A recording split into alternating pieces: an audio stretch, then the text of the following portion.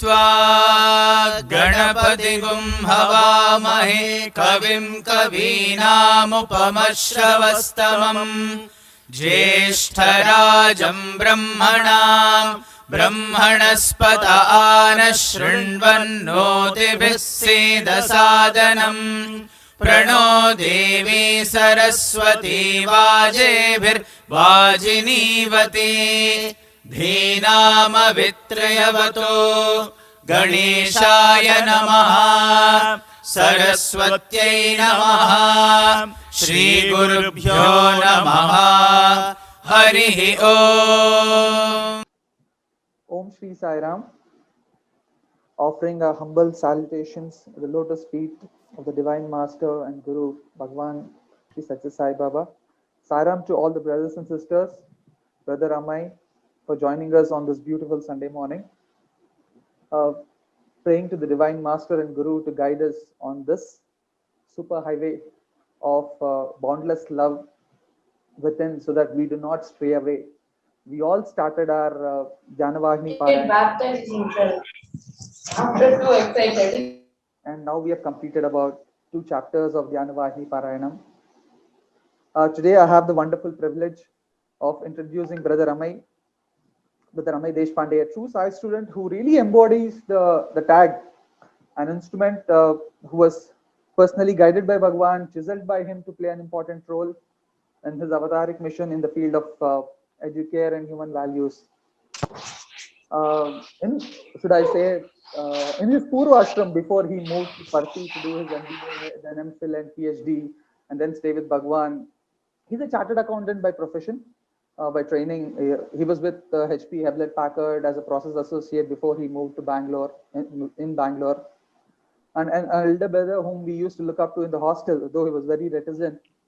So he's done his MBA, MPhil, PhD in Swami's University. Swami had specifically asked him to do his MPhil, and he was also awarded the gold medal.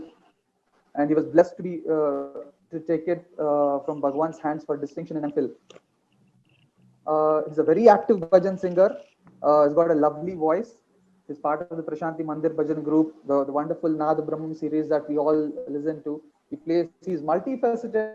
He plays on the tabla, he plays on the dholak. He's acted in multiple dramas in front of Bhagwan in the Divine Presence. And not only acted, he's also guided and directed other students so that they can act in front of Bhagwan in Swami's presence. He plays a very important role as a resident fellow at the Satya Sai Center for Human Values under the auspices of the Satya Sai Central Trust. He's involved in the research, the documentation, the dissemination of the deeper meanings of Swami's Mahavakyas, whatever Swami has told in his discourses, in his writings to the entire world for now, for us, and also for the future. And without further delay, I would like to invite Brother Amai amidst us. Brother, it's a privilege to have you with us. Sai Ram, Brother Amai.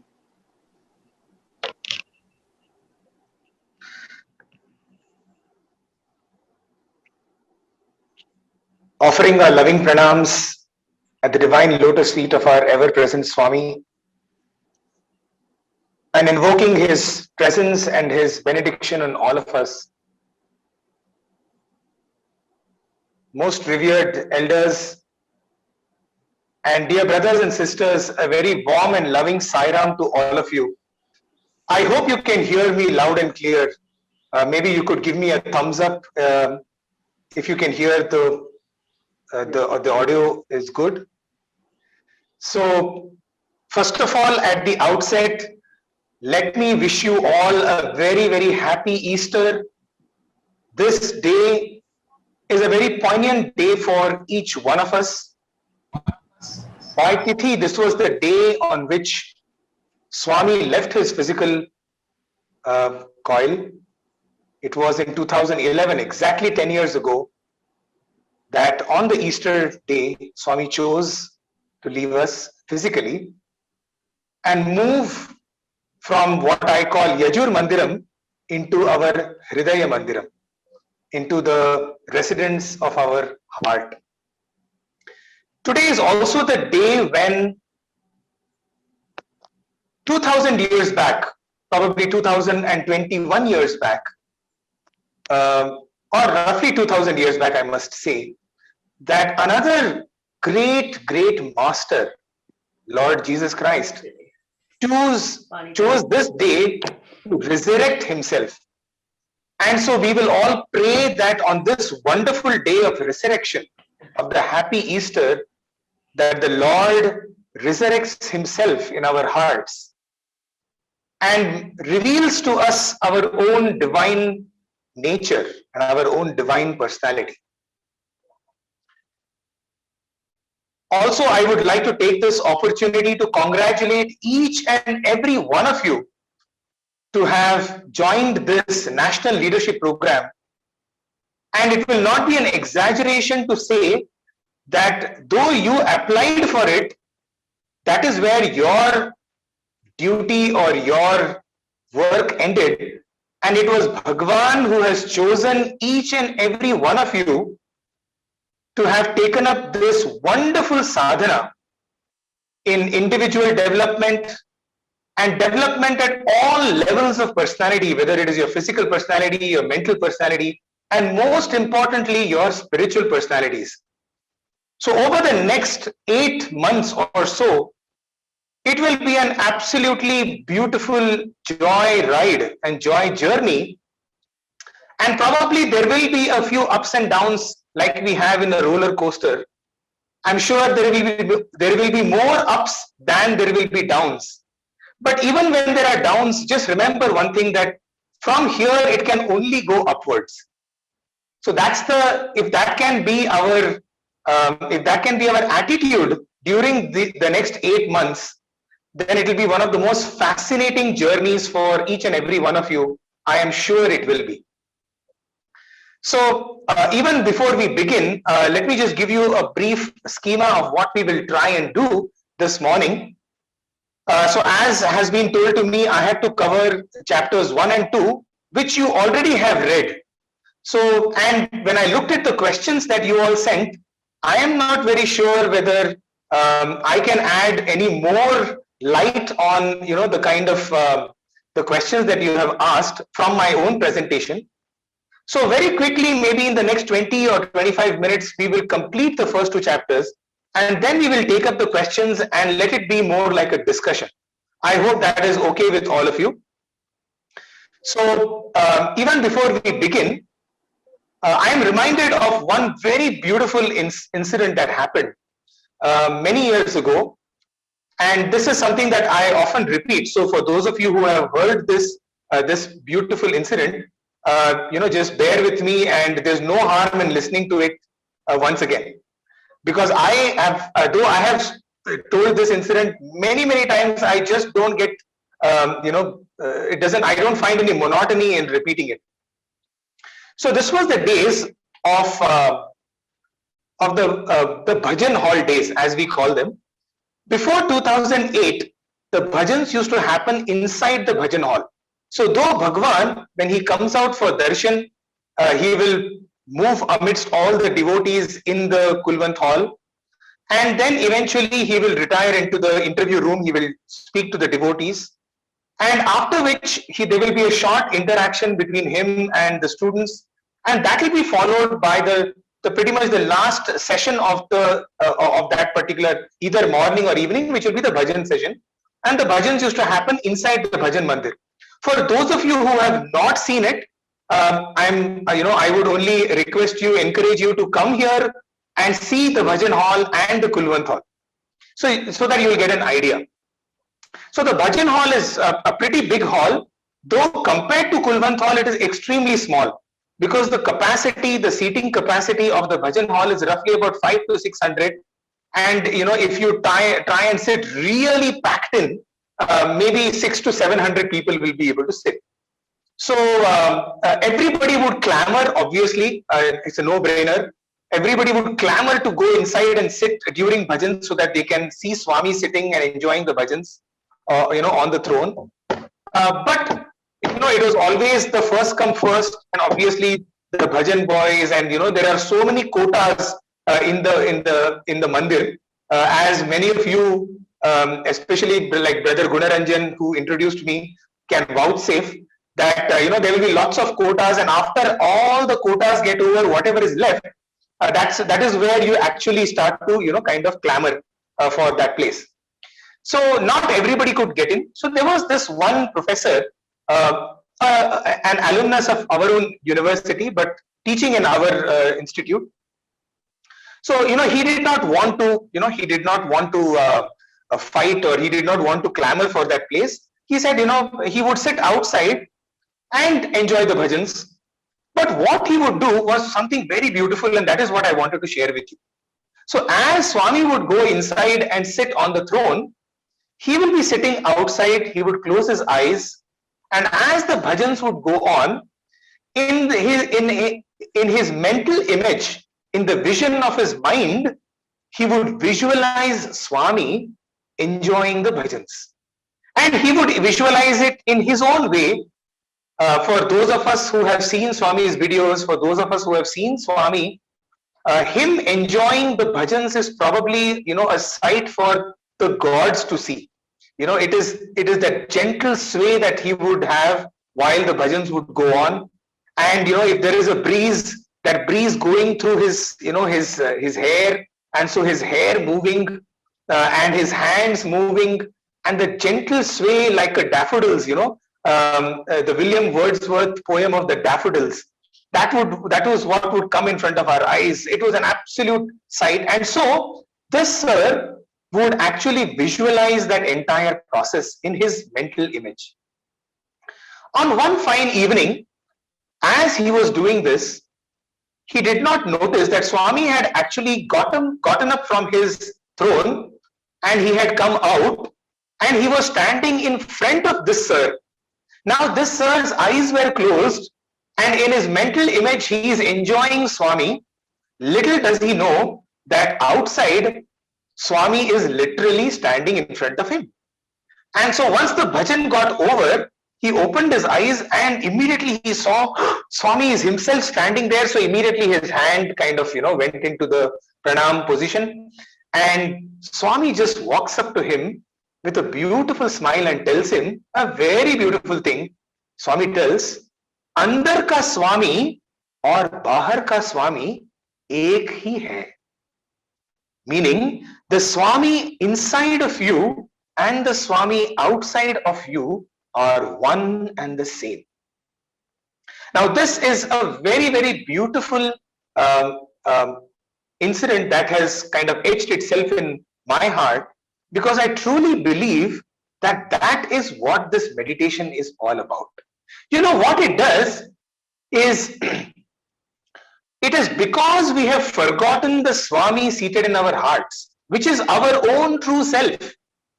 That is why the outside Swami has to take avatar. He has to come in flesh and blood to tell us that, hey, hello, are you listening to me? The one who is inside of you is the same as the one who is outside of you. So the avatar really comes down on earth to introduce us, or to reintroduce us to the one who is seated in our heart, because we have forgotten that reality, that nature. And that is what dhyana or meditation is all about. So the whole idea of meditation is to connect us to that which we have forgotten, that which is our true reality. So saying, with this introduction, let us jump into the two chapters that have been written. So I will share my screen. Just let me know if I can share my screen. I think the host has disabled that, so I would request him to allow me to share the screen. And then we will kind of quickly go through the two chapters, and I promise you that it will not take too long, so that we can take up more of the questions, and we can have a detailed discussion on it. So yes, so just let me know if you can see the screen that I'm sharing. Yes, I guess so. So let's quickly jump into the two chapters that has been written. So I know that this is the very first session of the National Leadership Program, and so I thought Probably most of you do know about it, but I think it is still my duty to, kind of to share some details about, the Vahinis itself. So a lot of people ask, how are the Vahinis different from the Satya Sai Speaks, from the summer showers? So very quickly, Vahinis are the written form of Swami's message. What you see on your screens are the actual transcripts of how Swami would actually submit an article every single month. Every single month from the year 1958 to 1984. For 26 years, every month, he gave at least one article, if not even two or sometimes even three. So just imagine, this is the effort of nearly 26 into 12, probably somewhere around 160 months put together, he has been continuously writing. And why this is so special is because in never before in the history of mankind do we have the actual written works of God. For example, you look at any master, you look at any avatar, whether it was Rama or Krishna, or the great sages who wrote the Vedas, but who told the Vedas, they never wrote it down. Okay, you even look at someone like Jesus Christ or Buddha, or for that matter, even some of the greatest masters of our times like Ramana or Ramakrishna, Paramahamsa, nobody ever wrote down anything. Even Shirdi Baba did not write anything down. They would speak and that was recorded. But for the first and the only time in human history, we actually have the written works of the master of our times. And so that is why the Vahinis are extremely significant as a global document for human history. Because in absolutely, no mistaken terms has this been written. See, sometimes, when you speak, it can be misinterpreted, it can be misunderstood. But the written word is, for example, oftentimes we say, right, when somebody is having a deal, we say, can you give it to me in writing? Yeah, you have told me yes, but can you send that as an email to me? Can you give it in writing? Because writing has a special sense of authenticity and authority to it. And guess what? Swami gave us all of what he had for humankind in writing. So that's the beauty of the Vahinis. So coming to this particular Vahini, the Dhyana Vahini is the third in the series of 15 Vahinis that Swami wrote. It comes as the third Vahini, which was written from January 1959 to February 1960. So for about 14 months, so that's why if you look at the Dhyana Vahini, there are 14 chapters. Each of these 14 chapters were 14 different articles that Swami wrote for the Sanatana Sarthi. So the Sanatana Sarthi started in 1958 and it started with Prema Vahini and simultaneously was Sandeha Nivarini, and this was the third which started from January 1959 and Swami finished it in February 1960. So much for the housekeeping of how exactly this is this Vahini what is. So let's now jump into the Vahini per se, the very first chapter. So if you look at the very opening paragraph, and what I will share with you are my own thoughts. Okay, so this is not the presentation, this is my presentation. This is what, when I read the chapters of Dhyana Vahini, these are the points that kind of I felt where what touched my heart, what kind of invigorated my intellect. Okay, so these are not the, don't consider like, oh, how come I didn't get this or I got something else. Absolutely fine. What you get is important for you. This is what was important for me, and so because I'm the presenter today, you just have to bear with this. So if you look at the opening chapter, roughly the first 4 or 5 paragraphs, Swami is actually making a case for meditation. Just like a brilliant lawyer who will, in the opening statements, he won't just jump directly into the case. He will start with a very grand big picture. And that's exactly what Swami is doing in the very first paragraph. Swami says that fundamentally there are 2 types of action, right? All of us, every human being, by nature of we being humans, right, we have to perform action. Whether we want it or not, that's what even Krishna says in Bhagavad Gita. We cannot escape from action. Action is absolutely inevitable for us, right from our breathing to our inner processes like digestion, excretion, circulatory system, our immune system. Everything is an action that is constantly happening. Right up to the big actions like leading an organization, firing or hiring someone, or innovation, building the next big product or the next big idea. Everything is an action. Now Swami says that there are basically all of these actions can be divided into two categories, and this is very, very important for us to understand. He says the first category are what are called as Vishaya Karmas. Okay, so there are basically, how do we know that these are Vishaya Karmas? They have basically three properties. All actions which are based on the senses. So we have 5 senses, the 5 karmendriyas and the 5 jnanendriyas, right? The 5 senses of action and the 5 senses of cognition. Okay. Anything which is based on this, let us know one thing, they are always binding. They always bind us to the world. Okay.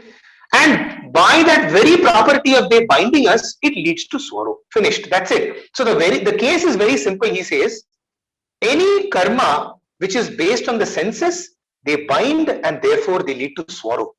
Now, for example, if you look at even Bhagavad Gita, Lord Krishna gives the same thing in 2 very beautiful shlokas. I'm sure most of you will know. He says, I forget the starting, so let me just quickly think about. Okay, let's go on. I'm not able to. He says that the dhyayato vishahan punsaha sangaste shupajayate sangat sanjayate kamaha kama krodho bijayate krodhat bhavati sammoha sammohat smriti vibhramaha smriti bhramsha buddhinasho buddhinashat pranashyati. These are 2 beautiful verses which pretty much tell us what Swami is telling us over here. He says, dhyayato vishaha punsaha. So it all starts with the moment we meditate or we focus ourselves on Vishaya Punsaha, which means outside of us. Vishaya means any object, right? Vishaya means object. And the moment we focus ourselves on an object or not the subject, all of the remaining things happen, right? Dhyayasho Vishaya Punsa, Sangasteshu Pajayate, Sangat Sanjayate Kamaha. So, so on and so forth. So basically, that is what Swami is telling us. So anything which is binding us to the senses will lead to sorrow. The second type of actions are what are called the Shreyo Karmas. And, to understand this very simply, the Vishaya Karmas are Bahir Mukhata, which means to see outside.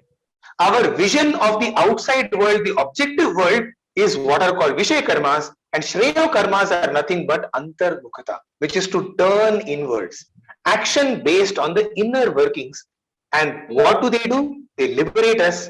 And what does liberation mean? It leads us to everlasting bliss. So now, very simply, what Swami is trying to tell us is that dhyana is the best form of Shreyo Karmas. Right? So among the Shreyo Karmas, the best is dhyana. And everything else which helps us to get liberated is equivalent to Shreyo Karma. So dhyana, japa, yoga, namasmarana, seva, all of these form a part of Shreyo Karma. So with this, let's move on.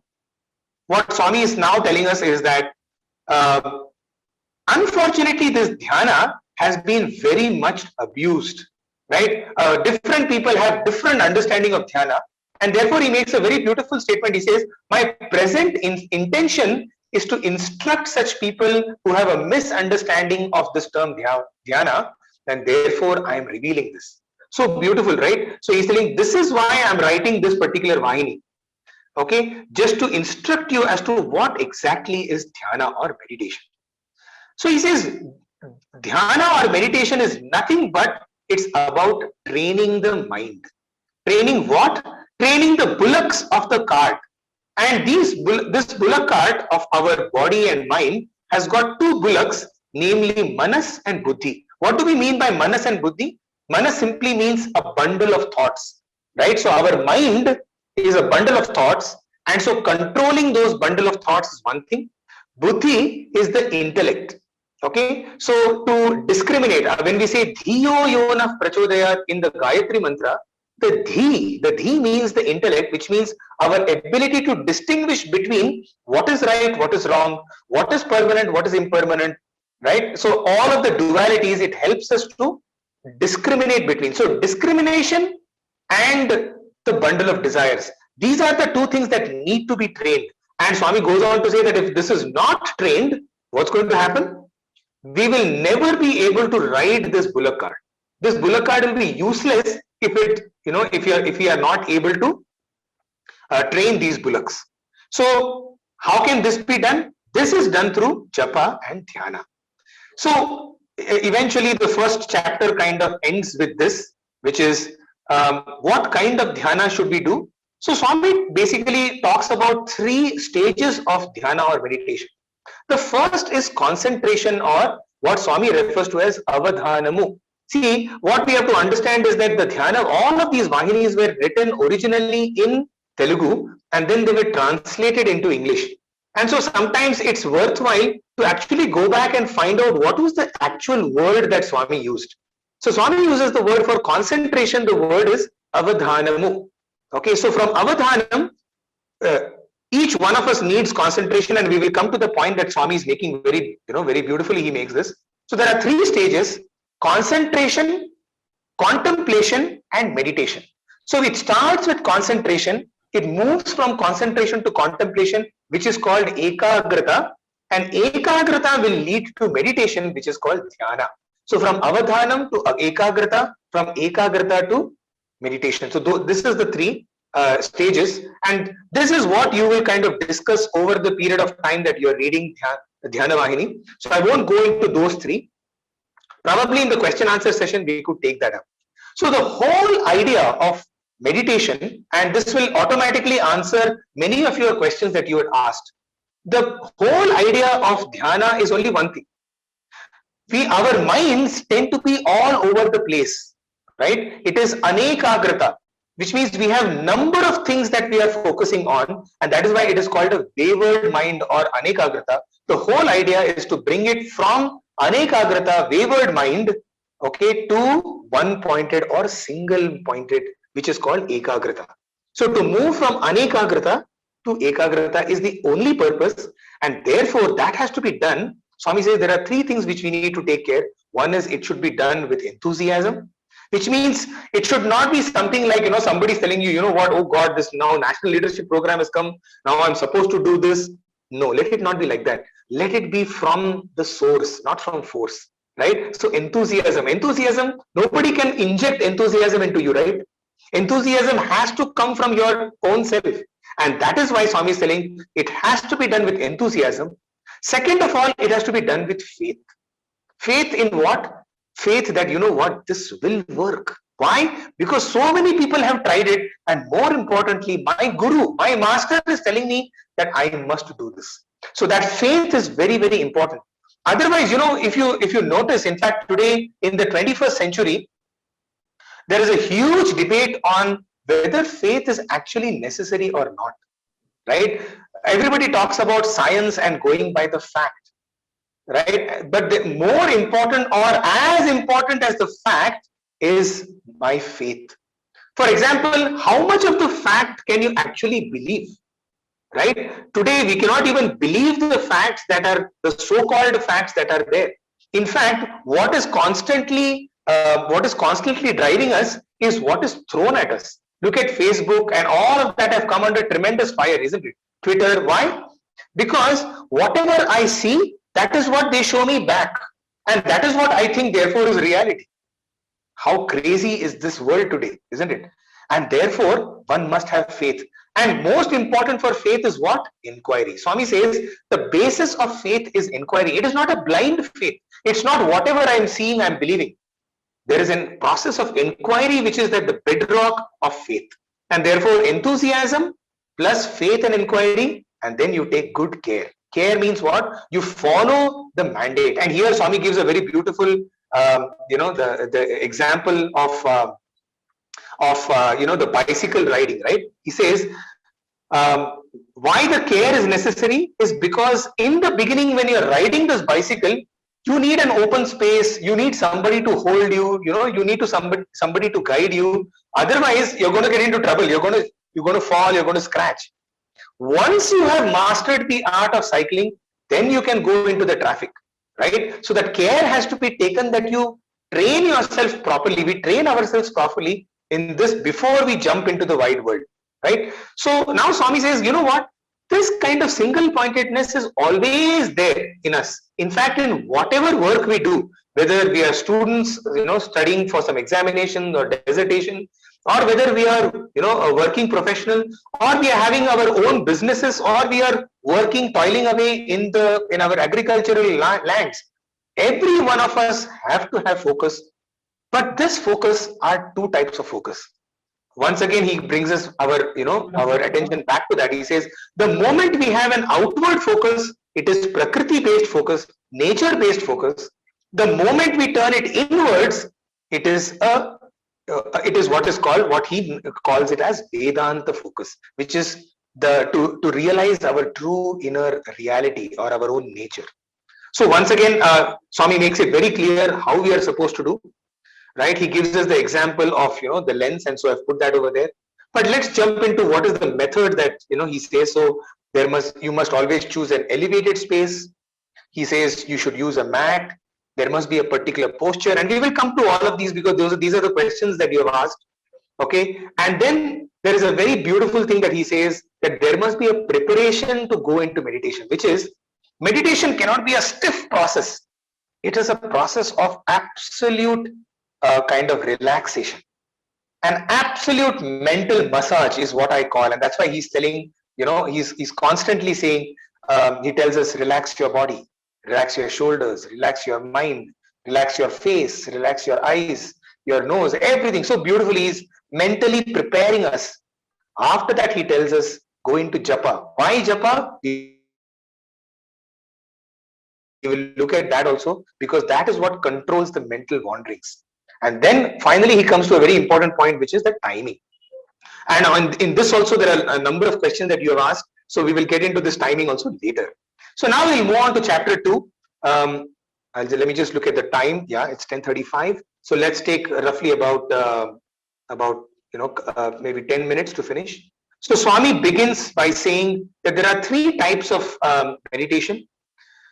And this is very important because even on this, you have asked, some of you have asked questions. Says the first kind of, meditation, Swami of course starts with Sattvic, Rajasic, Tamasic. I am just presenting it to you in the other way, which is, let's start with Tamasic. What is the Tamasic kind of meditation? Where I'm using meditation as a purpose, or I'm using it as a tool for desire fulfillment, right? So I don't have any other purpose of meditation other than to fulfill a particular need of mine, and that Swami says is Tamasic. Not to cast any aspersions or not to label, but if you remember, back in 2016, when we had the US elections and Hillary Clinton was definitely going to win, it was like all the polls and all the exit polls said that she's going to win, and eventually, out of the blue, she lost. It seems she went, after which she completely went off the radar. And many, many months later, when she came back, there was an interview of hers, asking, what did you do? And she said, I was completely devastated. She was in complete depression. And the only way, she said, I could come out of depression was through meditation.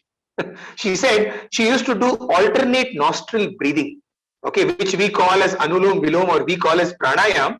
The Americans or the Westerners call it alternate nostril breathing, and that is what helped her to come out of the stress. And I said, wow, what a marketing, or what a fantastic advertisement for meditation and for pranayam, right? Because it actually brought her out.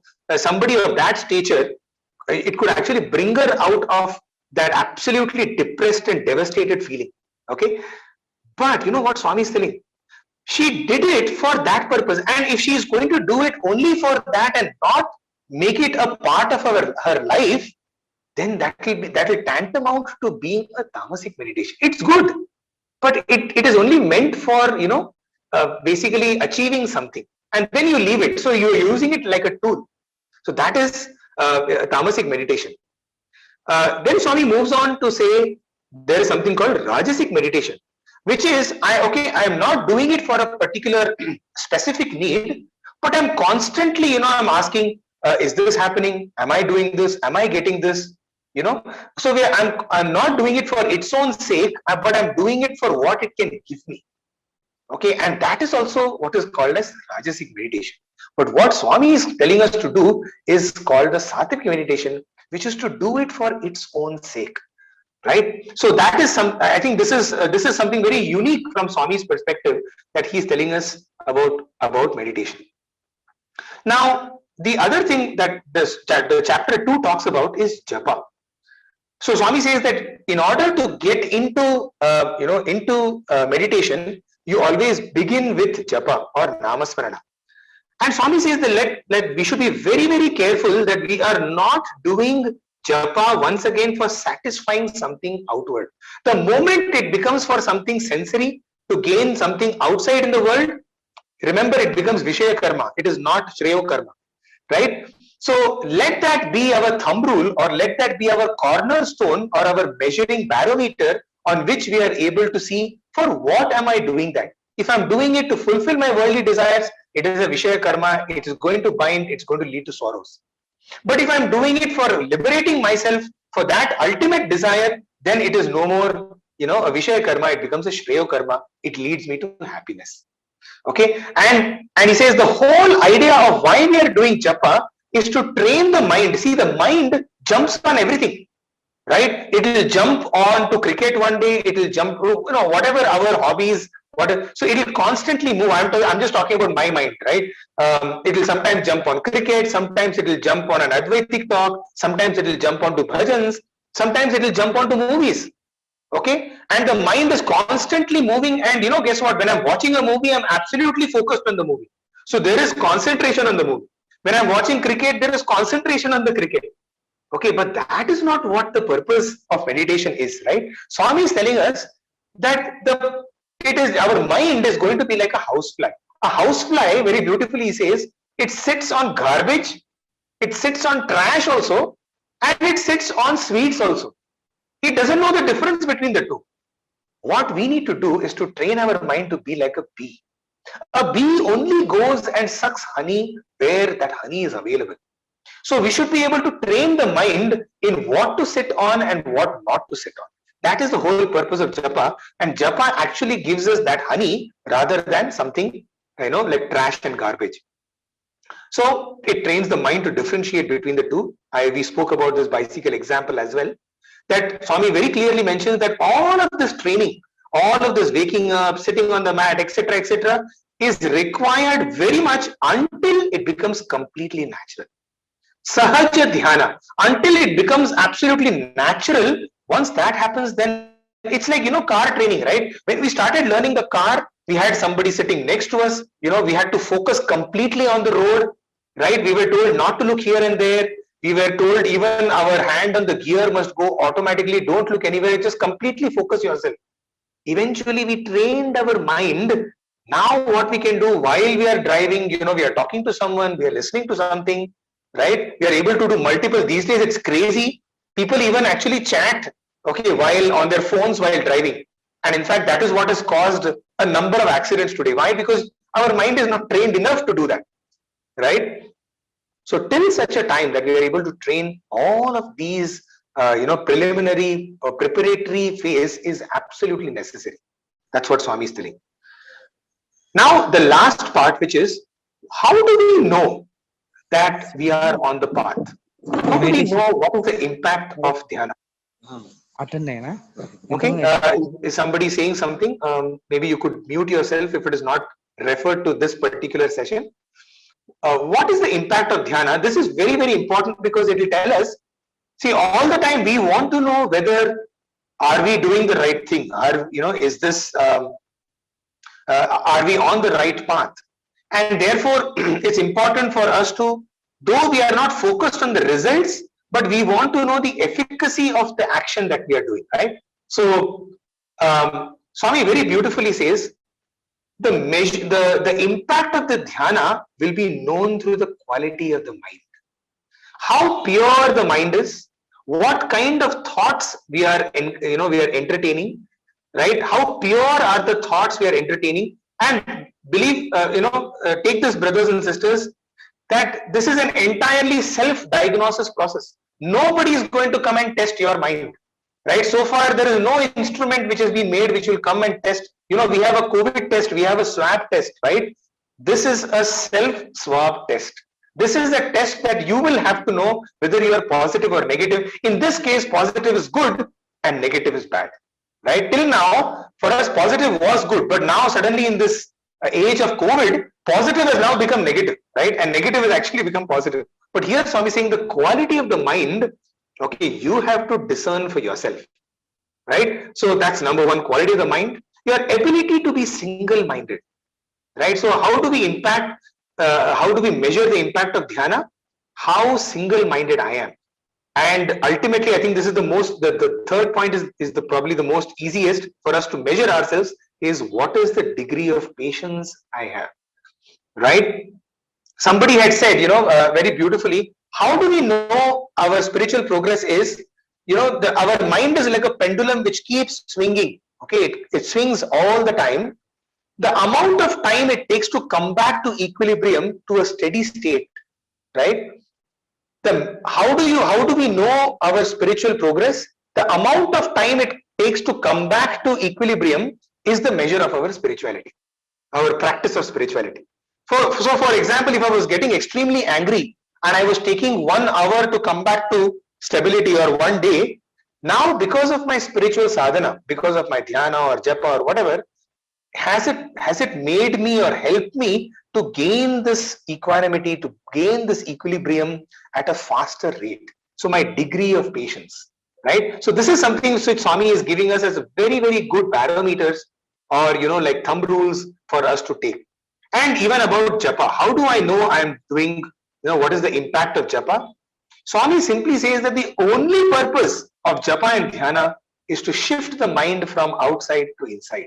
So if there is one takeaway that you want to take from this presentation, or the first 2 chapters, it is simply the whole purpose of dhyana is to move the mind from outward inward, right? And Swami ends it by saying, the single fruit of the repetition of divine names and meditation is this: the conversion of the outfaced, the bahirmukhata, into the infaced, the antarmukhata. The turning inward of one's eye, the inward eye seeing the reality of the Atmik bliss. So that is what Swami tells us in these 2 chapters. With this, I will complete this presentation, and let's now jump into the question answers. Is this okay at this point of time? Maybe the moderators want to say something. How do you want to take forward this particular session?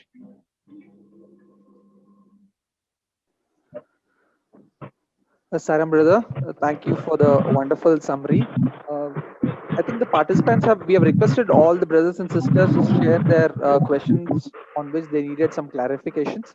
So we will start with those questions, and post that, if any of the brothers and sisters were not able to share their questions, after that, if their questions are still not clarified, we'll take those additional questions if time permits. Right, yes, fair enough. So I have the questions in front of me. I'm just opening up that document. So let's begin with the very first question. Very interesting question. The very first question is, who to control thoughts? I'm not sure whether it is how to control thoughts while meditating, but what is written over here is who to control thoughts while meditating. Both have its own meaning. In fact, who is to control the thoughts and how to control the thoughts. So we'll take both these questions. Swami very clearly tells how to control thoughts is, in fact, Swami is saying, don't try to control the thoughts. The very fact, see, imagine your thought is like a running dog, let's say, or a running vehicle. Okay, so imagine your pet is running, okay, and you're trying to control it. What will you do? You will also run behind the dog, isn't it? In the process, what is happening is you are also running. What you actually want to do is you want to stop the dog from running. But what is happening is now, because the dog is running and you want to control the dog, you are running behind the dog. So what Swami is trying to say is, don't control it. You know what? It is your mind. It will come back to you only. So just let it go. Let that dog go. Another vehicle will come. Another dog will come. Right? And that dog which belongs to you will anyway come back and it will be with you only. So don't try to control the thoughts. Just try to be a witness of the thoughts. And believe me, dear brothers and sisters, I'll tell you, please do try this for at least 1 minute. You know, you could be even sitting in your train, you could be on your way to work, you can do this at any given time. The best time to do, would be just before you go to sleep, just before you're, about to sleep, hitting bed. Try and do this. When you're closing your eyes, just try and see what are the thoughts. Don't try to control them. Don't try to label them. Don't try to judge your own thoughts. Let any thought, let it just come like a package, like a courier package. It's just coming. Okay. And so now you watch this thought and then it just goes away. Okay. And then the next thought comes and that thought also goes away. And the third and the fourth and the fifth. And you know what? Just this process of watching the thoughts, try doing this for a minute. It is absolutely fascinating to watch your own thoughts. We think we are in control of ourselves. We are not even in control of the basic function that our mind does, which is thoughts. You will come to know how helpless you are, and you will actually chuckle to yourself. You will actually smile at yourself, seeing how hopelessly helpless you are. Hopelessly helpless. So that's how. Don't try to control it. So how to control the thoughts? Don't control it. In fact, one meditation technique is to just watch the thoughts. Don't label them. Don't say, oh, this is a bad thought, this is a good thought, or don't try to judge it. Oh, why am I thinking like this? No, just watch it and let it go. Ah, yes, it has gone. Okay, now the next thought. And sometimes you will come to know that, one thought leads to another thought, leads to another thought. And you actually figure out that, oh my God, I started with that thought and look where all I have come. It's like Chinese whispers. Your own mind will not be able to understand what you thought 10 minutes back. So that is one technique of how to control thoughts. The other technique, and Swami is in fact talking about that in this chapter itself. The other technique Swami is telling is, if you're not able to, if you're thinking that, oh, this is a bad thought, so then take your attention away from that thought and give it a good thought. Right? So what is a good thought? The name of the Lord, the form of the Lord, the glory of the Lord, the stories of the Lord. Right? So try and keep yourself around the name and the form. Think about the form, think about the name, right? What does it mean? Try to go deeper into, and this is where the preparation helps you so much, which is, read something about the name. For example, if you're talking Sai Ram or Ramakrishna or Vithala or Panduranga or Allah or Jesus, try to read so that you'll get to know, okay, this is what I'm going to focus on in this meditation session. So that's how you can control. The second is, in meditation, is meditation mandatory, or shall we do any work like meditation? This has been already answered. Any work like meditation, if it is going to lead you, if it is a sensory work, okay, it is going to bind you, it is going to give you sorrow.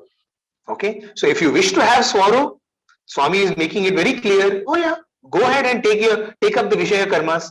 However, if you want everlasting happiness, then you will have to take up Shreya karmas, which will mean you have to take up thoughts, or you have to meditate on that which liberates. Okay, so I leave it with that. The next question is very nice. He says, what can we attain by sitting silently and closing our eyes? Instead, can't we do some productive work? Right? Please help me. Right? So the very interesting work. Once again, the answer lies in the same thing. See, work is sensory. As long as the work is sensory, it is going to bind, and any bind. See, believe me, even Satya Sai organization work, if you consider it as work, if you consider the National Leadership Program as work, it is going to bind you, and hence it is going to lead to sorrow. That is an absolute sure. Right? So what is the purpose of meditation? The purpose of meditation is to turn our outward gaze inwards. Because that is the foundation on which everything else, whatever outward work you do, whether it is service, whether it is your work, you may be working really hard in the organization. right? I'll just give you an example of why meditation is so, not even meditation, I'm talking about just concentration and contemplation. I read an article many years back. This is Sachin Tendulkar talking about, he was talking to a bunch of children at a particular training academy, and he says that at the peak of your concentration, listen to this carefully, he says at the peak of your concentration, you will be so single-mindedly focused on the ball that you will not even know who is bowling and whether they are bowling over the wicket or around the wicket. And at that stage, only the ball exists. Okay? And at that stage, your subconscious mind decides what stroke you're going to play. He calls it the alpha level. See, many times it happens to even musicians. If you know top-notch musicians, maybe some of you are top-notch musicians, you will know that at some point of time when you're really deep into music, you will be so focused on the song or so focused on the instrument or the raga that everything else becomes absolutely immaterial to you. Whether there is an audience or not, whether there is somebody clapping or people are sleeping, it does not make any difference to you because you're completely lost. So I can give you many examples of this. I'm sure it will happen to you even in your workplace. When there is a particular assignment which is very important, you know what? Time stands still. Suddenly you would have worked for 1 hour and you will not even realize that you have worked for 1 hour. Right? It happens often to us, isn't it? We have reached that alpha stage. It's called the flow. Right? We are in that flow. We are in that alpha stage. That is, once again, if it is based on anything outward, it is going to bind, because now what will happen is you will want to know the result of it. Is my boss happy? Is my my spouse happy? Is my friend happy? And if that happiness that you have experienced through the work does not kind of it doesn't get reciprocated to you, what's going to happen? Sorrow. Therefore, Swami is telling that any productive work, as long as that productive work is for the liberation of the self or to turn my mind inwards, that will help me in everything else. That's why Swami is, in this chapter, in fact, he tells that one type of people focus on the nature, another type of people focus on, that is Prakriti, okay, and another type of people focus on Vedanta. Both are binding, but one bindingness leads to sorrow, the other binding leads to liberation or happiness. So that is why meditation is an absolute bedrock for any kind of, even for physical success in any material things like your career, your relationships, in anything. Meditation will always give you that calm and peaceful mind from where everything else will come. Let me just give you one example, one story that happened. I'm not sure whether you all have heard of this person called R. Tong Jumsai, Dr. R. Tong Jumsai. He is he was one of the NASA scientists who had first, he was part of the team that sent the first unmanned mission to Mars. And so one of the things that they had constantly had to deal with is, or they had to figure out, is how to land that particular thing. And so many mathematicians were actually working on that. And so he was trying his level best to figure out what is that mathematical equation which will help that Mars mission to be successful. And he said he was trying his level best, and eventually one day he just gave up the entire thing. And he went into the mountains, into the hills, and he was just sitting in meditation, and he absolutely stilled his mind. Okay, and in that stillness of the mind, that entire equation just revealed itself to him. It just revealed itself, right? So that is the power of meditation. That's what meditation can do. So once again, but if you are doing meditation for the sake of success in something else, remember that is tamasic or rajasic meditation. It's not sattvic meditation. So, but still, we can start with that, and we can eventually, but we have to ensure that we are progressing through all of these stages. Next, Swami says doing dhyana in Sandhya Kalam, okay, 3 to 5 is auspicious. Forget about overcoming sleepiness by having bath. What if our tamasic nature won't allow us to get up in the first place? Very interesting and very relevant question. Yeah, what if I just cannot get up? Okay, ask yourself this question. Can you give up food? Okay, do you at all get up, or you don't get up at all? That's the first point that we have to ask, right? So whenever we take up anything, any spiritual path, remember one thing is that is why, Swami is telling enthusiasm. See, the word enthusiasm is very, very important. If just imagine you have a flight to catch at 6:30 in the morning. So which means you have to be there on the airport at 5:30, which means you have to wake up possibly by 4:30. Do you do it? Ask yourself this question.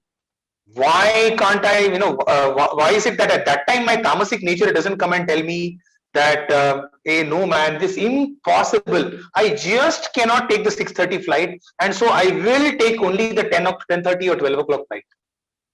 Imagine if you are working in a call center, possibly there are some projects which require you to wake up and take up calls from Australia or from Japan or from anywhere in the Far East. Do you wake up? Think about this thing. You have a puja at home, or you have a wedding ceremony. Or let's take the wedding itself. We have crazy muhurtams, right? There'll be a muhurtam like at some 7 o'clock or 6 o'clock in the morning, for which you have to wake up at 2 o'clock and start, makeup and all of that, right? To all the sisters out there, and even to the brothers these days. You have to wear all of your dresses and all of that. Even if it is not your wedding, even if it's your cousin wedding, do you say at that time that, oh, no chance, yaar, you shift the muhurtam, no problem, I cannot wake up? What is it inside of you which makes you wake up? Because you know that there is an event. You are enthusiastic for that event. And so however difficult it is, you force yourself to do that. Will you call that force? Do you say that, I just can't wake up, and do you then go to that, let's say the wedding, who's, your friend's wedding or your cousin's wedding or your sister, brother's wedding, and do you say, what? You forced me, man. You are a sinner because you forced me to do something. Do you do that? No, right? You happily go, okay, and you happily participate in everything. Why?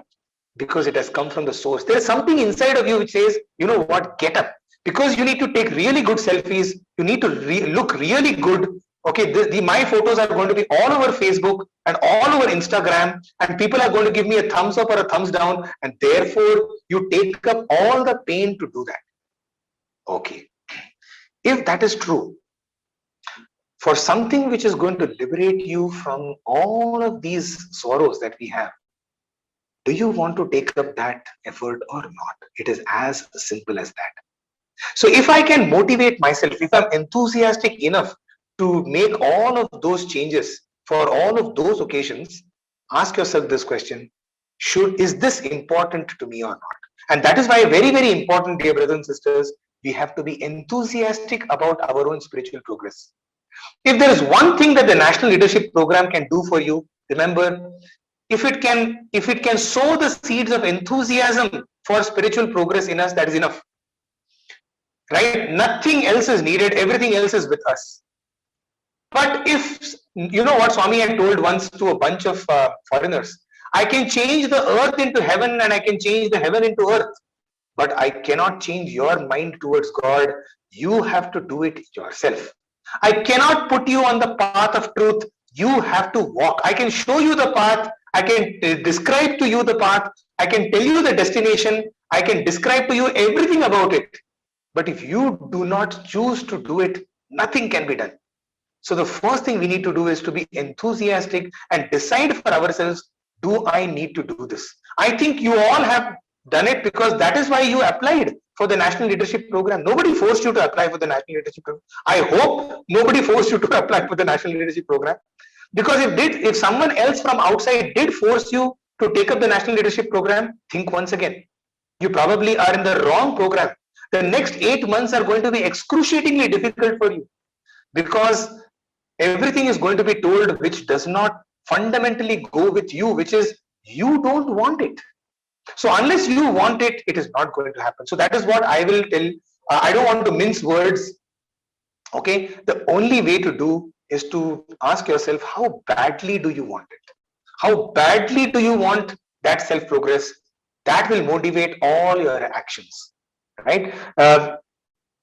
The next question is, at the time of meditation, what mudra or position should we use with our hands? Swami is telling us no specific mudras, Okay, there are very simple mudras like the chin mudra, which is this, keeping all our fingers, other fingers closed, and just our index finger and our thumb. This is the fundamental mudra, chin mudra. Yeah, once again, it is not at all mandatory that you have to do this. Even the mudra of this, just keeping our hands on one another. Okay, this is also mudra. You will see this often in all of Buddha's. Okay, and in all of Buddha's statues, you will see him do this. So this is also a good mudra to have. Basically, understand one thing. What Swami is telling us, is, and not only Swami, but even the Yoga Shastras tell us that basically our fingertips and our toe tips, they are places from where energy goes away. See, that is why you see in every type of salutation, or any type of excuse me, exchange of pleasantry, you will notice what's happening. What do? Either we do this, which is we point our fingers, okay, or we shake our hands, or somebody touches our feet, right? Why don't we do anything else? Like, why don't we do head pumping? Of course, these days they do chest pumping also. But usually what they do is they show. Why? Because energy flows. There's a constant movement of energy throughout our body. Our vital forces, our pranas are moving. And so what happens when you do this or you do this is that you're completing the circuit, right? It is not going outward, it is just getting circulated within yourself. And that is another question that was asked, is should we do Padmasana? Okay, Padmasana, what happens if you notice, in a Padmasana is that both your feet are not touching the ground. Okay, and in a Padmasana, what really happens is least amount of your body is touching the ground. Most of your, when you do Padmasana, all of your body is in the air. It's almost like levitating. Okay, and that is why Swami is telling Padmasana. But once again, see, our Swami is so compassionate. Okay, and he's not like the other Kriya Yoga masters who will say, you better get it, otherwise, I shunt you out from here. If you can't do it, do Ardha Padmasana. Or just sit straight, sit with a back straight. A back straight, is very, very critical, and I'm sure other brothers who are going to take, and brothers and sisters who are going to take Dhyana Vahini will talk to you about it. If not, then we'll come back to it if and when, we get an opportunity to. So there's a lot about why and the importance of a posture. But just to cut it very short, any kind of mudra, right? For example, even if Swami just simply is saying, just keep your fingers as close to yourself as possible. Even this is fine. Basically, the idea is that there must be no stress. There must be no strain when we are sitting. See, even when we actually, if you notice, if you sit with the back straight, you will notice if you completely keep it this way, your back will pain. Okay, but if you actually just relax and sit with the back straight, you will notice that it is actually the most relaxing posture to have. And that is what Swami is telling us. Just have a very relaxed posture. Let there be no strain. See, the whole idea of meditation is to give up the strain and stress. Right? So let's not take up just by posture. If somebody is not able to bend their legs and they are going to sit in Padmasana and that is going to cause strain, oh my God, that the whole purpose of meditation is gone in the very first second itself. Right? Sit relaxed. Relax every muscle, every organ of your body. See, what is happening there also, is you're focusing yourself. How many times in a day, for that matter in a month or even in the year, do you actually focus on something like your heart? Do you know, do we realize what our heart is doing for us? It is a motor that runs continuously for 80 years. Tell me, dear brothers and sisters, which motor manufactured by which greatest of the great companies like General Electric or Siemens or Philips or Honda or even some of the best F1 cars, Formula 1 cars, tell me which motor can run for 80-85 years without any trouble? Our heart is one such motor, right? Which constantly, can we actually focus on our heart and see, just feel the heartbeat, how it is beating. Yeah, just see, even if you just focus for the next 5 seconds, you know what? Let us just close our eyes and just focus on the beats of our heart.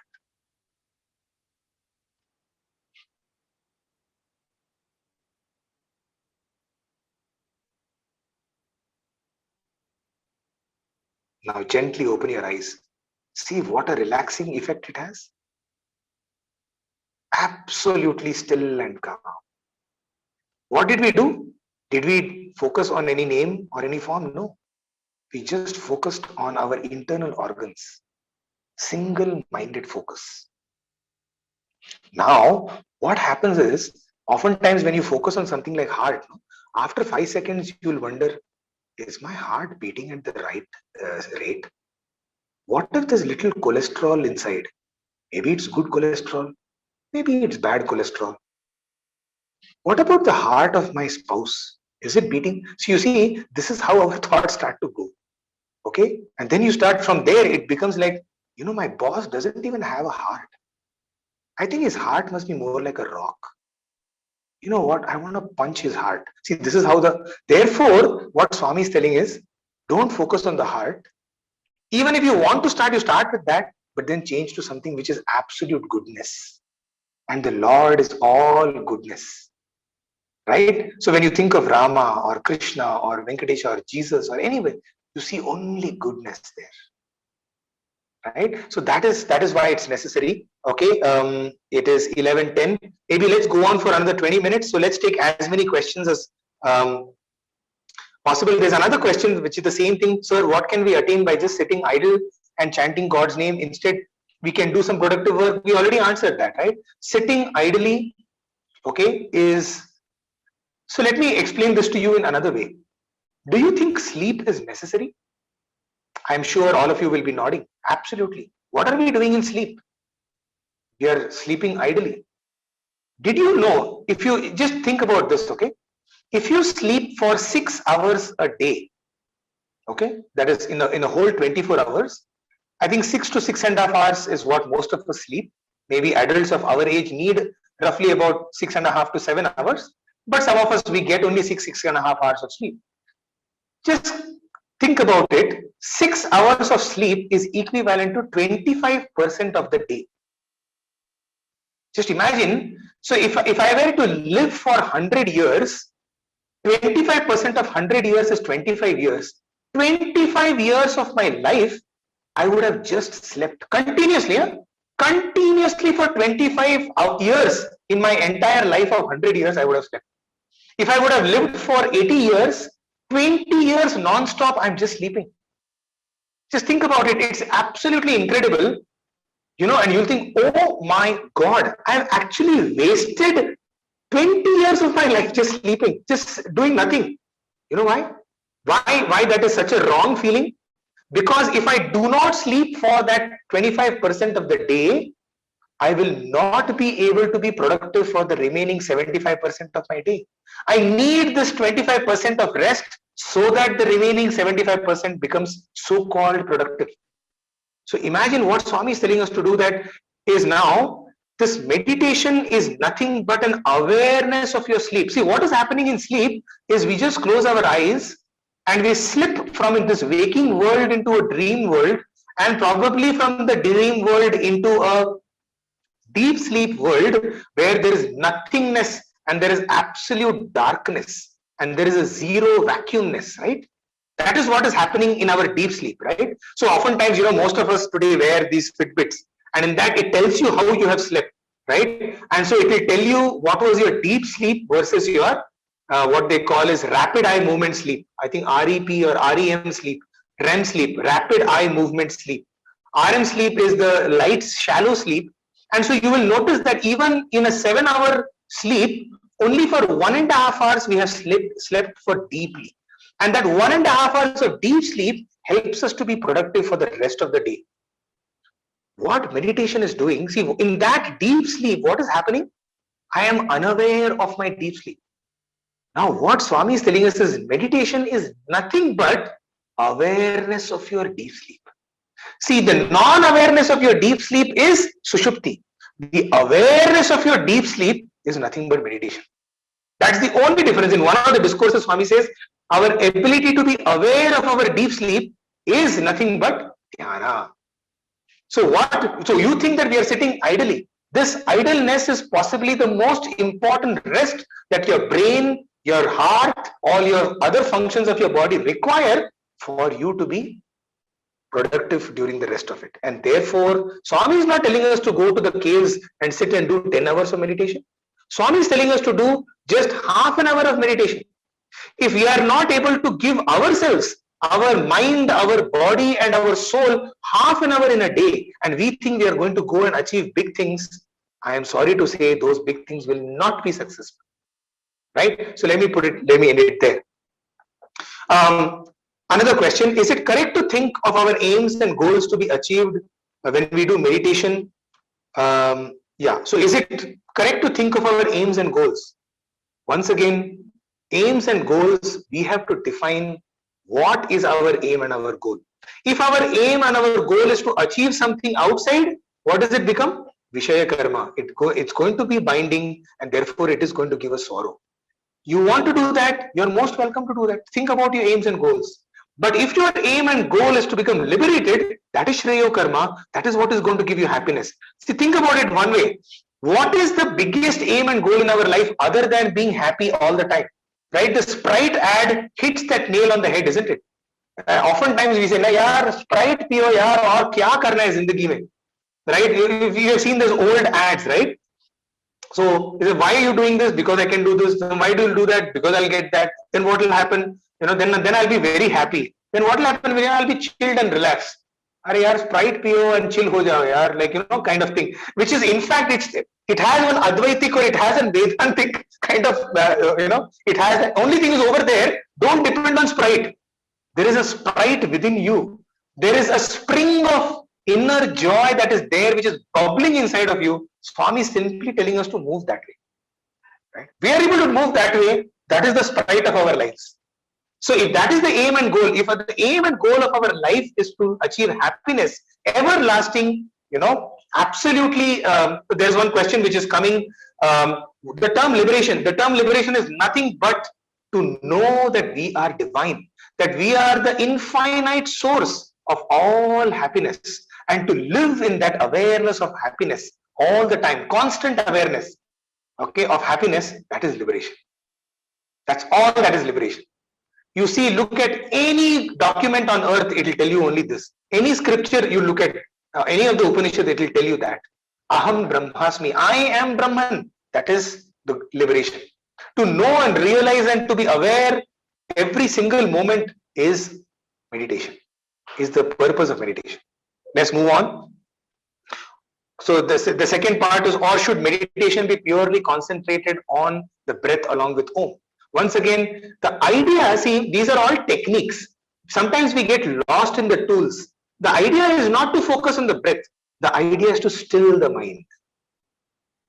Okay. So whatever it takes you to still your mind, see, a breath, is a very neutral thing. It's a very secular thing. We all talk about secularism, isn't it, today? Secularism is such a big buzzword. Everybody wants to be a secular. Every country has to be secular. Our constitution has to be secular. Guess what? The most secular thing is your breath. Right? There's no label attached to it. There's not my breath versus somebody else's breath. There is no American breath versus a Pakistani breath versus an Indian breath. Right? So breath is the most secular, and therefore Swami is telling, what? Breath is a very simple thing to focus on, because it will never take you anywhere else.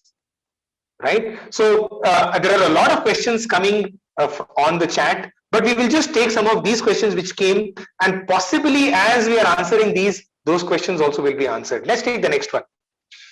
How Vedanta and Prakriti is not different? Well, the only difference between them is our vision. An outward vision is Prakriti, and inward vision is Vedanta. Right? Let's move on. Why meditation is to be carried out in only Padmasana? We have explained that. Right? Padmasana is the ideal. It's not the only. Okay? It's ideal. See, whenever Avatar tells, whenever Swami will tell, he will give us the ultimate. See, when you go to a doctor, what does the doctor do? The doctor will tell you what is the ideal diagnosis and the ideal treatment. Sorry, not diagnosis, but treatment. He'll say, for this is what is necessary. Now you will say, no sir, but I can't do this. Okay, if you can't do this, maybe you can do this. Why don't you try that? But the doctor will, you at least expect the doctor to tell you what is the ultimate treatment, isn't it? This is our divine doctor telling us, If you want to get maximum benefit, you do this. Okay. Padmasana is the ideal. If you can't, it's okay. Once again, remember the idea is to still the mind. Okay, let that be the only focus of our dhyana. The students of nature are immersed in objects of life. Kindly elaborate, why is it negative to be a student of nature? By nature, Swami is using the word prakriti.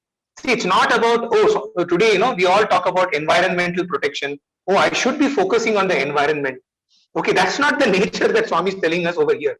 Prakriti means anything which is outside of us, anything which is an object of, anything which is an object.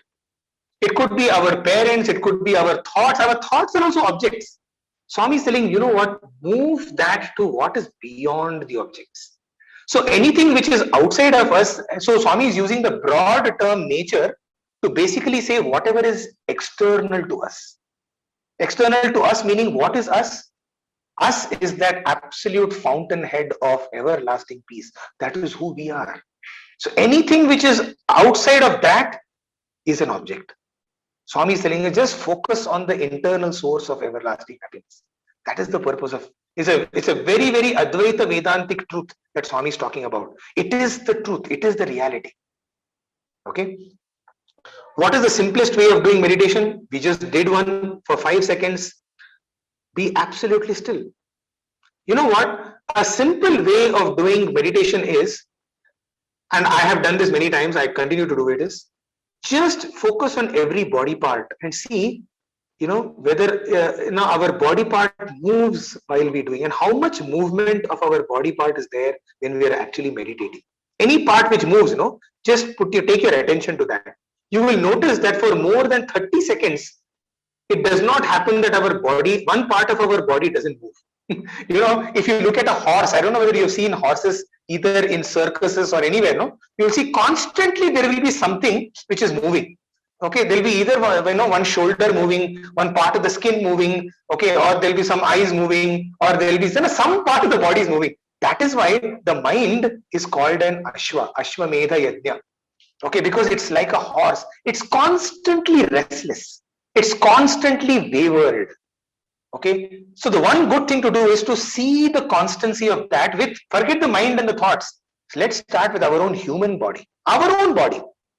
Okay, when we sit in, and when we focus, you know what, you could do this even while you're going to work.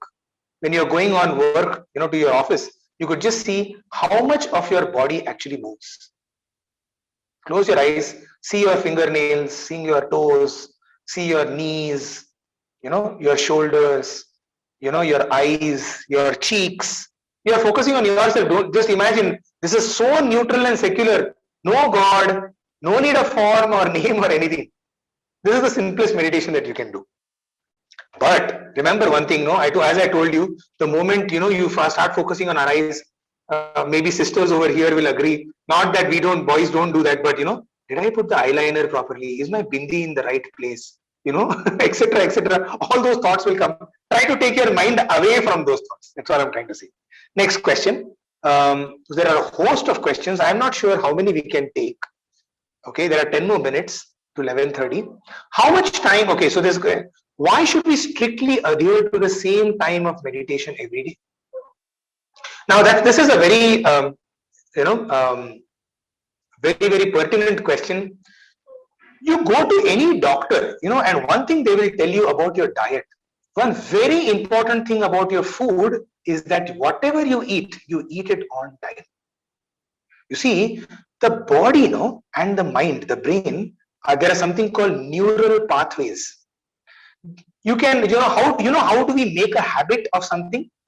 When we do it constantly at the same time, it becomes a habit. That's why they say for 21 days, do the same thing at the same time, it will become a habit. Right? It could be anything.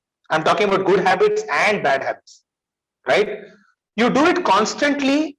For example, you take tea. I'm sure many of you are tea addicts and coffee addicts. I used to be a tea addict. Right? My addiction had become so much that if I don't have my tea before 9 o'clock in the morning, a headache would start. I'm sure many of you will agree with me. Right? A headache starts. It's a very, very, it's a very omnipresent headache. That is, you won't exactly know where it is paining, but it will be somewhere, okay, over there, and you know that, you know what, the body is craving for, for the tea. And the moment you drink tea, you're fine. So much so that, you know what, you want your tea by a specific time in the day because it's a neural pathway. And the moment I got addicted to that, it was 2017 or 16.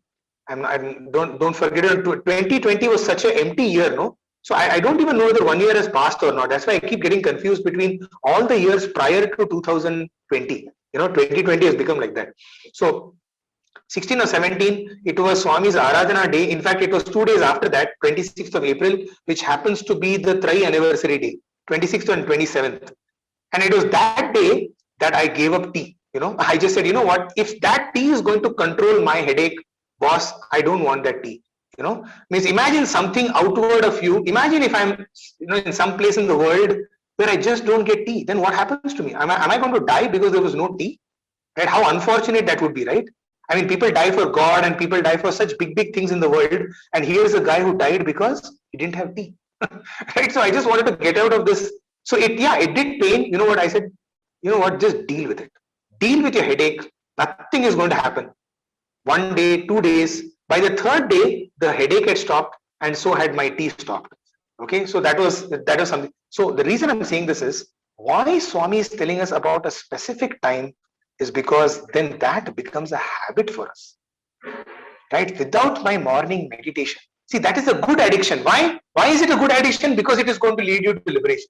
Because it is going to lead you to everlasting happiness. Right? See, understand, Swami is very, very clear. Anything which binds me, okay, and which is going to, the binding for liberation, which is going to lead to everlasting happiness, is good. So saying the name of the Lord, if I'm going to get addicted to saying the name of the Lord, good addiction. Meditation, good addiction. Seva, good addiction. Okay. How much time should we practice meditation? Whatever suits you. The moment your mind starts to go wayward, right? So start to give yourself challenges. If you can do a 1 minute meditation, with as much less waywardness as possible, then we can possibly stretch ourselves to another minute and another minute. In fact, it's a positive feedback loop because that will encourage you. See, when you do something good, recently this IPL ads are coming, no? One child, that monk, Dhoni's ad is coming, right? Where that one child says he hits it for 6. Okay, and says, "Ek call dalna." He says, "Lalach." You hear that? Yeah, that lalach. Okay. See, why do cricketers want to play? Already once I won the World Cup. Why do I need to play World Cup again? Same trophy. No, why? Good lalach. So what the meditation does is it gives us good greed. Okay, in fact, that is once again, it is for a cup. It is for a position. And so if you don't get it, what happens? Disappointment, right? Then bad. That is Vishaya Karma. But here Swami is telling us that attachment will lead you to everlasting peace. If I am able to experience that happiness for 1 minute, and won't I want to stretch it to 2 minutes and 5 minutes and 6 minutes, right? So how much ever time, starting with a minute, starting with 5 minutes, try to at least take it as far as half an hour, right? So that is one, maybe you can start practice that way. How meditation will lead to liberation, that is what this whole discussion was about. So that has been answered. Swami asks us to spread deer skin. Okay, so that's why I did not mention deer skin. See, understand, that's why I told you when the article was written. This was written in 1959. What Swami basically is saying, the reason why we need a mat is, I told you there is energy which is coming out of our body. And so what Swami is telling us is why we need an elevated position and a mat on top of it is to stop that, it's called earthing, right? We have in electricity, there are always 3. There's a positive, negative, and there's an earth. Why that earthing is to take whatever the energy is there and put it into the ground, because the ground is a good conductor of energy, right? It's a good conductor of electricity, right? But this energy that is being generated during the meditation, we don't want it to get earthed. We want it to remain in ourselves, because that is what is going to help us in achieving the ultimate. And therefore, Swami is telling we have to insulate ourselves from the earth. That is why an elevated position and grass. So what grass does, grass or, any kind of that like fiber, basically cotton, silk, anything. So you will notice that we have, most of our mats are either made up of cotton or, silk or whatever. You will see even great masters, Gurujis, they don't sit normally on the chair. They will, spread something. Why? It's because of energy. So that's what Swami is trying to say. What are the true examples of Shreya Karma, Vishaya Karma in our day-to-day life? We talked about it. Anything which is going to bind us, anything which is sensory, Vishaya Karma, anything which is going to liberate us, is going to keep thinking. Dear brothers and sisters, the next 8 months, don't expect these sessions to give you answers. See, we are not like ATM machines. But what we can do, make these sessions all about starting that churning process. Let me think. Is this binding? Is this liberating? Is this Shreya Karma? Is this Vishaya Karma? Get the answers for yourself. See, maybe I can give you a whole laundry list of these are the activities which are Vishaya Karma, these are the activities which are Shreya Karmas. Right? And then we can have endless debates and arguments on, what, I think this is, no problem. You think. Right? You have your own free will, you have your own intellect, you decide. But at least think. Right? Because otherwise then what will happen is you will walk back and you will say, hey, you know what, Amey Deshpande or Satya Sai Baba or Allah or whatever, you will say, these people told me, why should I believe it? That is why, don't have faith. The basis of faith is what? Inquiry. Inquiry what will lead you to faith. That is what Swami is trying to tell us. Right? Inquire. And for inquiry, you need enthusiasm. And you need to take care on how you are inquiring. So the process, the methodology of inquiry. So inquiry, see, once you get your own experience, that is equivalent to all scriptures, right? So I think we are at 11:30. Do let me know. I think if some of you have, I understand it's a Sunday, it's an Easter, you will want to spend time with your, family members. And so those of you who wish to leave, can we put it this way that maybe we will go on for a few more minutes. Those who wish to leave, okay, let the moderators, take that call. Yeah, Sairam brother, we can take another few minutes, another 2-3 minutes. So additional questions which 2-3 minutes. 2-3 minutes. Okay. In conclusion, I think all the best, guys. Have a wonderful time.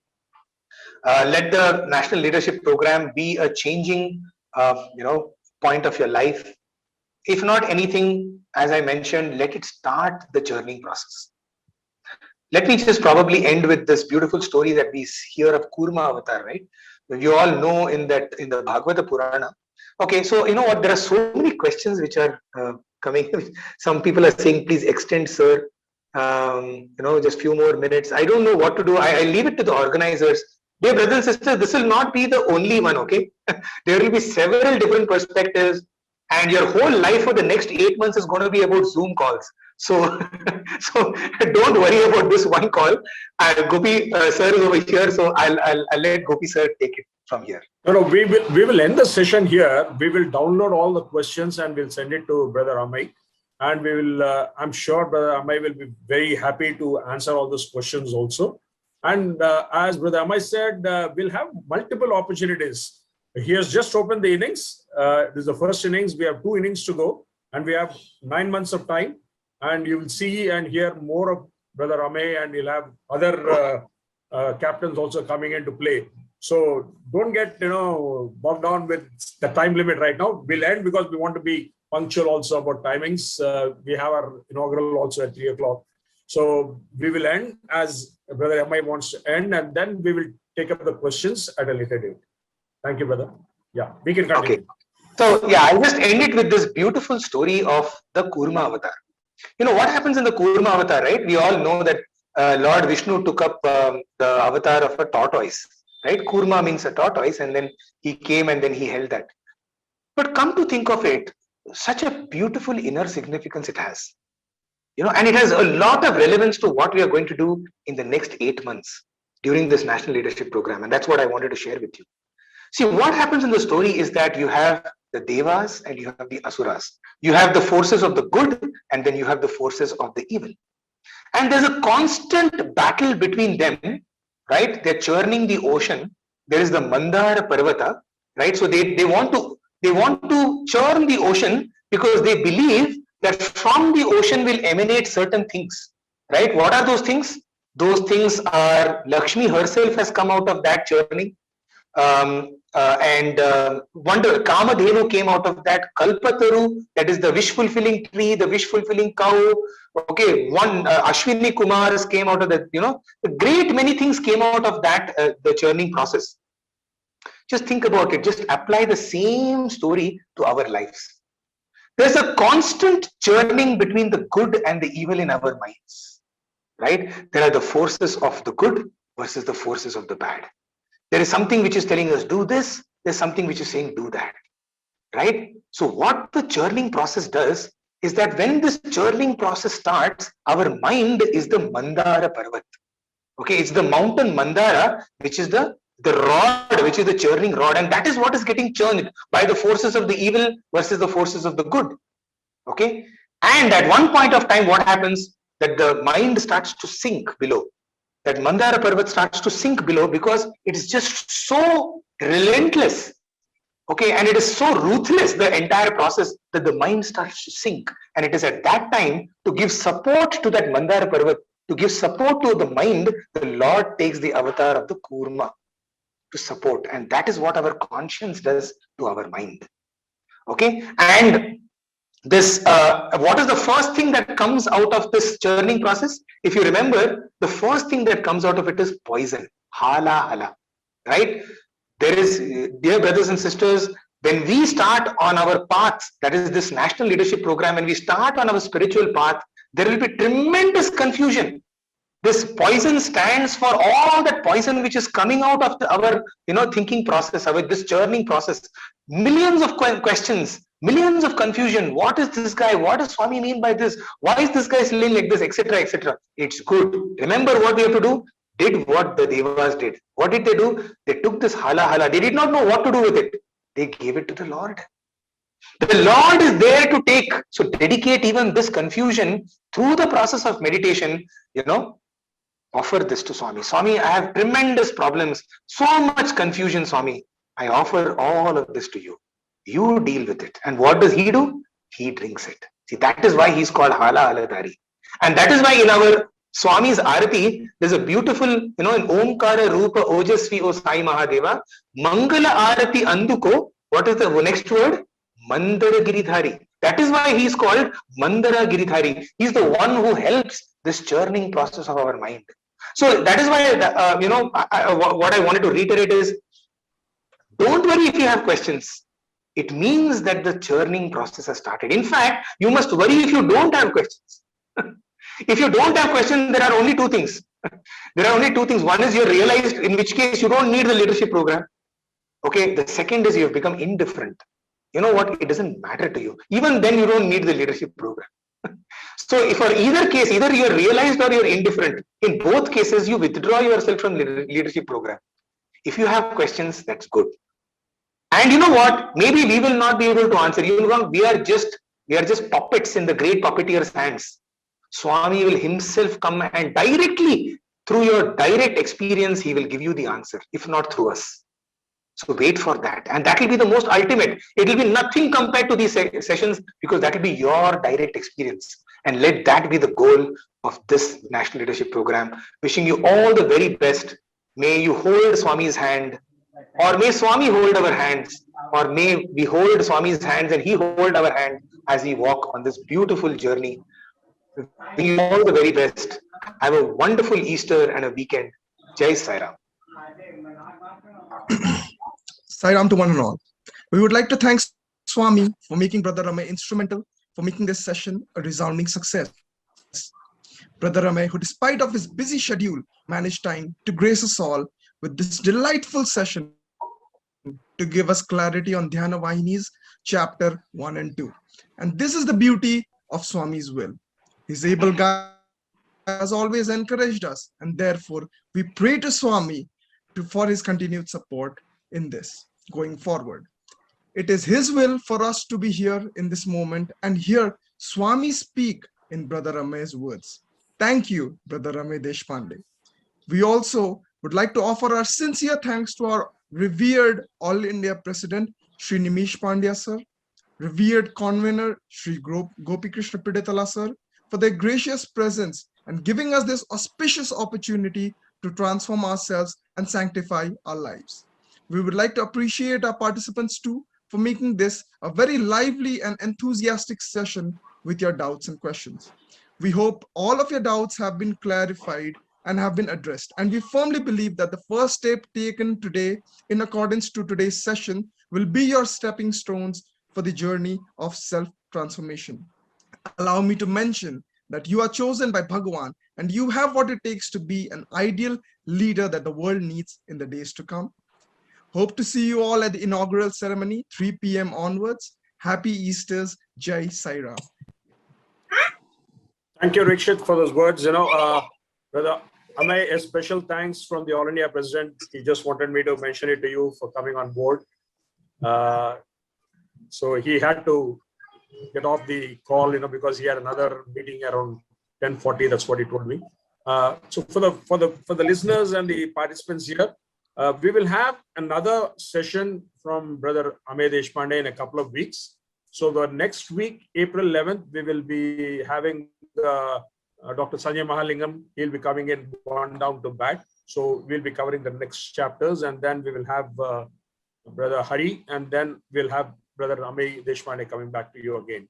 So in the meantime, as I mentioned, do jot down all the questions. I've just opened up the WhatsApp groups for you right now.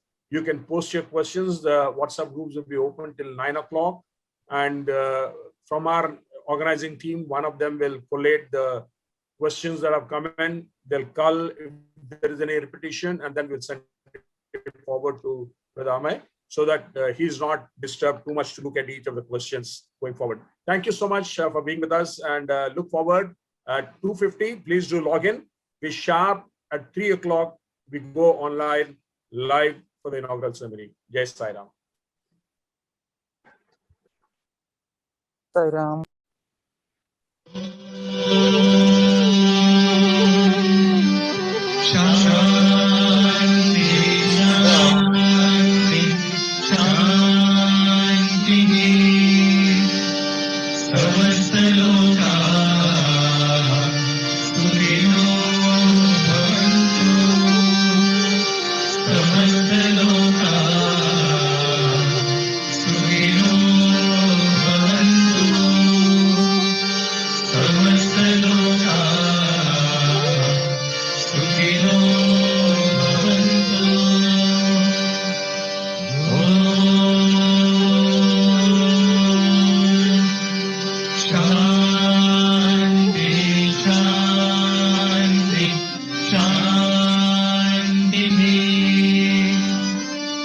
जय बोलो भगवान श्री सत्य साई।